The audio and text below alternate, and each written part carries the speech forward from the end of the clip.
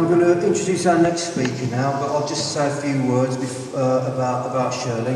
Much of the establishment say to a lot of young people when they're full of fight and passion for a better world, you're young, you'll grow out of it. And what I would say to them is, you haven't met Shirley Joshi. She's been fighting against the system for longer than I've been living. Fighting against injustice. She was a lecturer at UCE, I can't remember, they keep changing the name all the time now, but she didn't just, when she lectured in immigration, she didn't explain it as just words on paper, but she put human stories to the politics and made the events come alive and real. And she continues to have the fire in the belly, she continues to fight to this day. So she's going to speak now.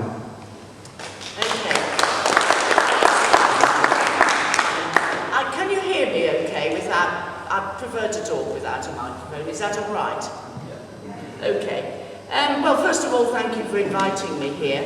I mean, this today is of some particular significance for me. Perhaps what Salman hasn't said, but I would add. My husband was Jagmohan Joshi, who was the General Secretary of the Indian Workers Association. And that explains my involvement in Smethwick. I met Joshi through anti-racist activity and became involved in things that were going on locally through that. A couple of days ago, Comrade Teja Sahota, who along with Jagmohan Joshi and Avtar Jul and many others, Franklin from the West Indian Workers Association, Kafayat Ali from the Pakistani Workers Association, provided much of the leadership of the struggles of the 1960s, well, 1950s and 60s. Teja died on Thursday, and so two of the three, Joshi died in 1979 on an anti-racist demonstration in London. And so two of those three who provided that leadership are now no longer here. But there are many comrades who fought alongside them who are still active and involved in anti-racist struggles.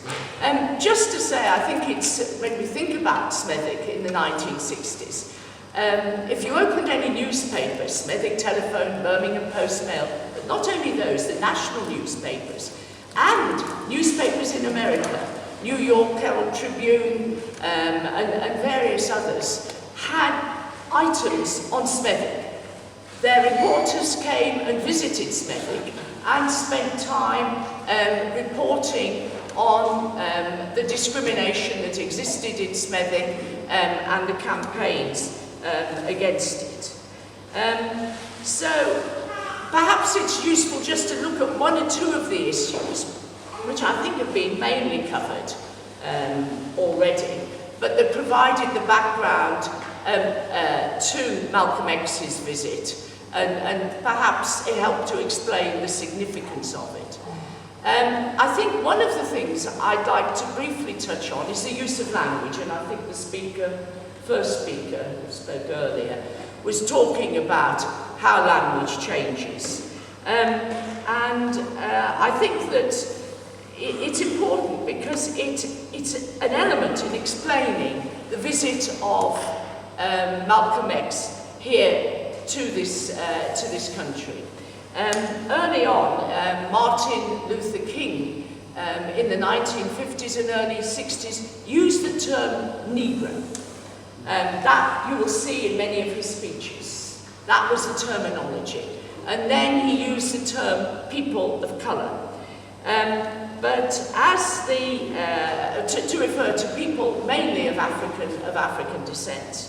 But as the Black Power movement in America grew in power and influence, not only, of course, Malcolm X as a key figure, but people like Stokely Carmichael and many other campaigners, the word black came to be much more widely used. In the UK, of course, the term coloured immigrants was the one that was generally used to refer to people of Indian, Pakistani, Caribbean descent who had arrived in this country. Firstly, some of the West Indian organisations that then started calling themselves African Caribbean organisations began to call themselves black, and the term became much more common. Perhaps of particular significance here is that term was adopted also by other organisations like the Indian Workers Association and the Pakistani Workers Association. Because what they were doing in using this term black was establishing that the struggle of all these various groups with different backgrounds, different histories, it was a common one. What they were saying was that we will not allow politicians, we will not allow the press to divide us. That, of course, was what they tried to do. In 1960s and early 61, a number of coaches went from Smethwick and from Birmingham, as well as from many other towns, to London to campaign against the first Immigration Control Act, which was the notorious 1962 Act which established immigration control for the first time, really, on Commonwealth, certain Commonwealth citizens, although, of course, various other means had been used for a long time to try and exclude black migrants from coming to the UK. But I can recall going down to London to lobby Parliament, and MPs of both political parties came out, and they took on one side, first of all, the Indian Workers Association said, right lads, come and have a chat with us. You know, and then they'd say, really, this isn't about you. It's not you we want to control, it's the others. It's the people from the West Indies, you know, they're the ones we really want to control. And then they would come out, and the politicians would come and call in another organisation. They'd call in the Pakistani Workers Associations or the West Indian organisations, and as they were there, and they would tell the same story. It's the others we really want to exclude, but we can't do it. We've got to keep you. We've got to, you know, make it more universal. Otherwise, it looks as though it's discrimination. And of course, immediately that happened. What everyone did was get together and say, "What did they say to you? Haha." And then they went back and said, "You're not playing this game with us. You know, you're not going to divide and rule in this particular way." And I think this is probably one of the most important lessons we have to learn from the 1960s, and I'll just come back to that in a minute. But of course, I think, you know, it is important to recognise that it wasn't only black organisations that campaigned against discrimination, against the racism that existed, but it was white progressives and a number of predominantly white organisations. Some of the churches were involved. Methodist Mission was one of those that was very much involved in those struggles, movement for colonial freedom. And they drew what happened in 1961 was an organisation called the Coordinating Committee Against Racial Discrimination, which preceded the formation of CARD, which was a very different type of organisation and was formed nationally. It drew people from a very wide range of organisations, you know, and from churches, from black organisations, etc., to wage a campaign against the racism that existed in Smethwick. And I think that, of course, again, what was important was that what organisations like the Indian Workers Association, Pakistani Workers, West Indian Workers Associations, and other immigrant organisations were saying is that you know, this fight can be fought by everyone. It's not just a fight for black people, it's a fight for white people, and we welcome those people in joining in this campaign. And so a unity was formed, and I think this is the backcloth, if you like, to the arrival of Malcolm X in Smethwick. Malcolm X had made a visit to Africa. I mean, obviously there'd been quite a lot of development of Malcolm X's political thinking, but he went to Africa. He went to Mecca, and one of the things I think there, of course, what he saw a couple of things that I think impressed him. First of all was the myriad of colours, as he described them, of people who were worshipping together,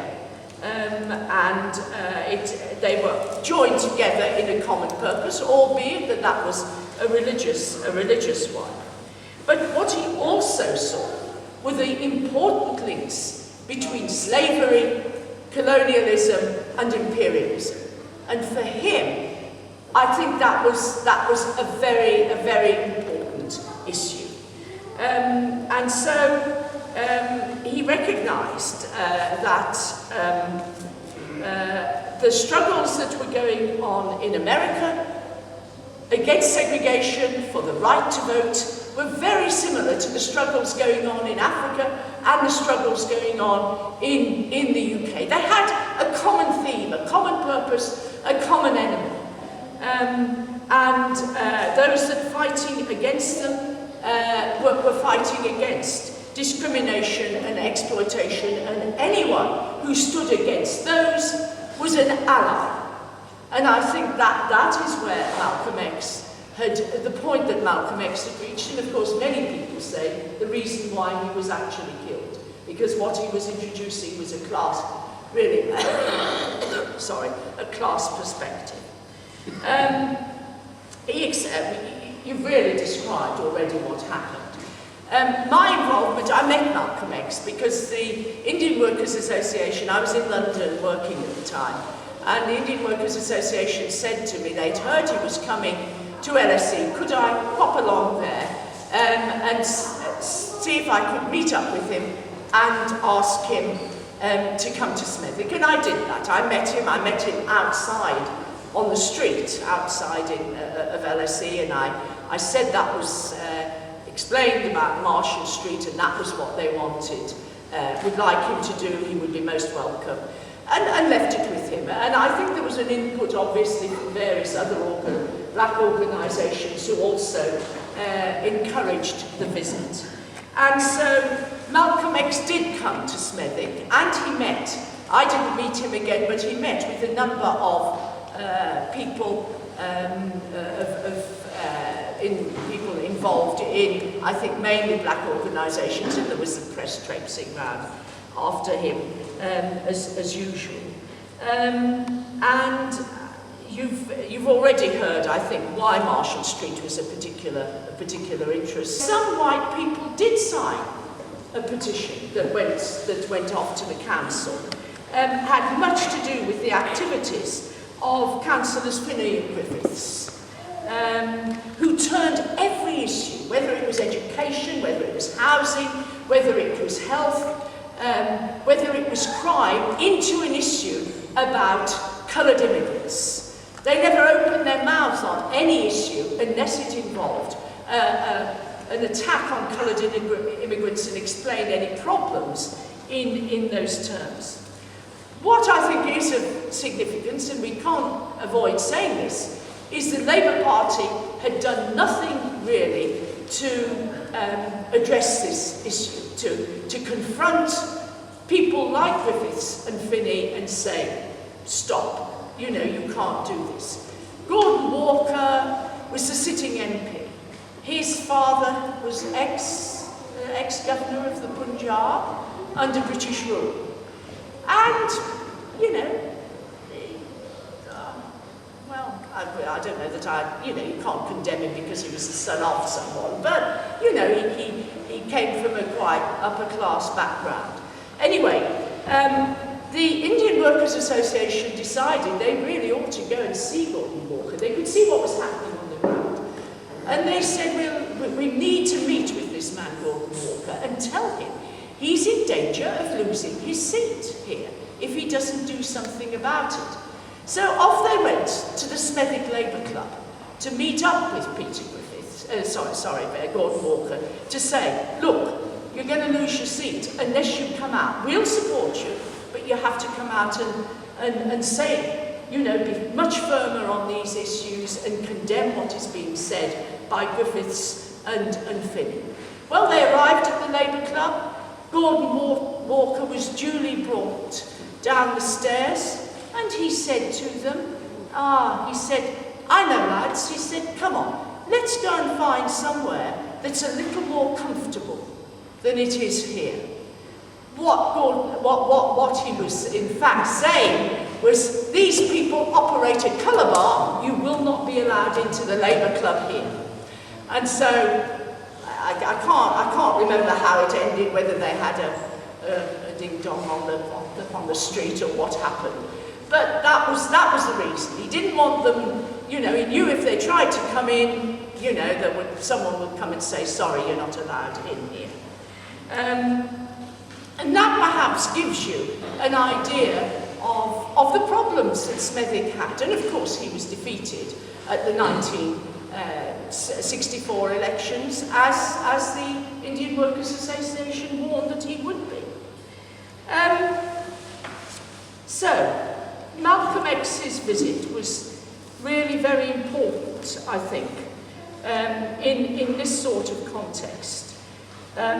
Because what we see is a growing recognition amongst a wide range of organisations and people that the struggle against imperialism in Africa and other parts of the world, as well as discrimination in the US and segregation in the US and discrimination here in the UK, was part of a common struggle.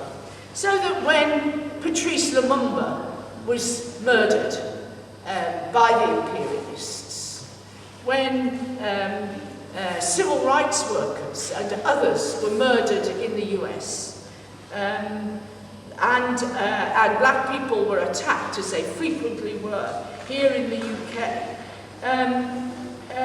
it was recognised that this was a response to a common enemy. And the key slogan of the time was, united we stand, divided we fall. Of course, looking back, I mean, the 60s in Smethwick and in Birmingham and other places was enormously rich in political struggle. Campaigns, protest marches, meetings to campaign against immigration control laws, campaigns to organise black workers in trade unions, lobbying the council house to prevent overtly racist organisations from hiring halls for their meetings, challenging discrimination in the areas of housing, education, and other areas, petitioning for legislation to outlaw discrimination, were all very important parts of what was going on. And of course, individual acts of resistance. I remember going into a pub, probably in Birmingham, I think it was in Corporation Street in Birmingham. Joshi and I went for a drink, and clearly the publican was very reluctant to serve us.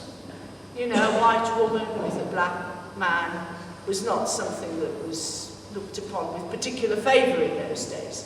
But what he did was to give a huge amount of small change, farthings, halfpennies, pennies as they then were, in the change for the drinks. You know, literally mounds of it. So we were in a hurry, but Joshi said, we'll have another drink, he said.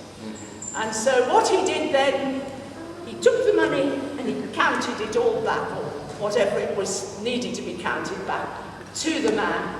Public had plonked it on me, and he said, you can have your change back now.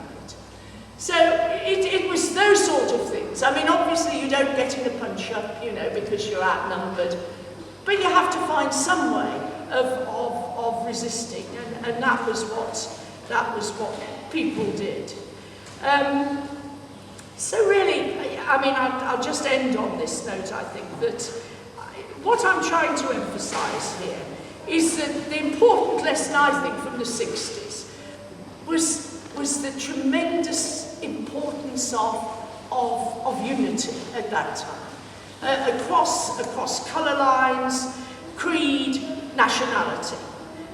Since then, much has been done, partly by the race relations industry, I have to say, to fragment those struggles.